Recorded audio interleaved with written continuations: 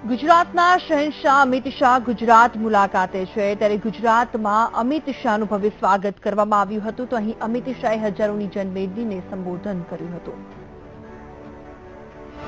યુપીમાં ભાજપના ભવ્ય વિજય બાદ ભાજપના રાષ્ટ્રીય અધ્યક્ષ અમિત શાહ પ્રથમવાર ગુજરાતની મુલાકાતે પહોંચ્યા છે ત્યારે અમિત શાહે રિવરફ્રન્ટ પર વિજય વિશ્વાસ સંમેલનનું સંબોધન કર્યું તો છેલ્લા કેટલાય દિવસોથી ચાલતી વહેલી ચૂંટણીની અટકળોનો અંત લાવતા અમિત શાહે કહ્યું કે નરેન્દ્ર મોદીનો વિજય રથ નવેમ્બરમાં ગુજરાત આવશે।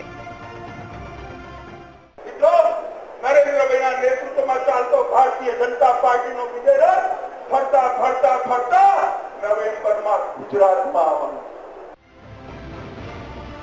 વહેલી ચૂંટણી યોજાશે તેવી અટકળો છેલ્લા કેટલાય સમયથી વાયુ વેગે ફરતી હતી જેનો અંત આવી ગયો છે કારણ કે શાહે સ્પષ્ટ શબ્દોમાં કહી દીધું છે કે નરેન્દ્ર મોદીનો વિજય રથ નવેમ્બરમાં ગુજરાત આવશે। આ સાથે શાહે કોંગ્રેસ પર નિશાન સાધ્યું હતું અને આકરા પ્રહારો પણ કર્યા હતા।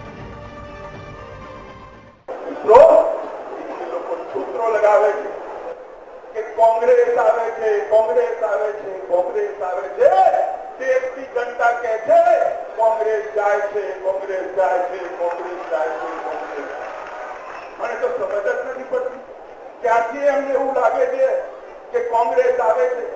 રાહુલ બાબા ઓળખો છો ને ભાઈ બધા જરા હાથ નાખો, ઓળખો છો?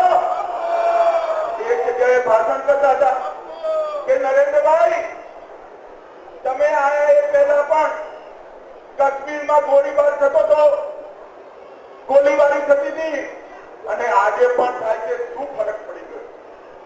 અરે રાહુલ બાબા તમને ફરક નહીં પડે, ખબર નહીં પડે તમારી આંખ પર ઇટાલિયન ચશ્મા ચડાયેલા છે, ઇટાલિયન। અમિત શાહે મોદીની પ્રશંસા કરતા જણાવ્યું હતું કે દેશમાં અંદાજિત 59% વસ્તી પર અને 65% જમીન પર ભાજપનું શાસન છે।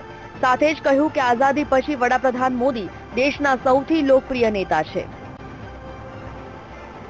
તો અમિત શાહે નવેમ્બરમાં ચૂંટણી યોજાશે તેવા સંકેત આપીને વહેલી ચૂંટણીની અટકળો પર પૂર્ણ વિરામ મૂકી દીધું છે।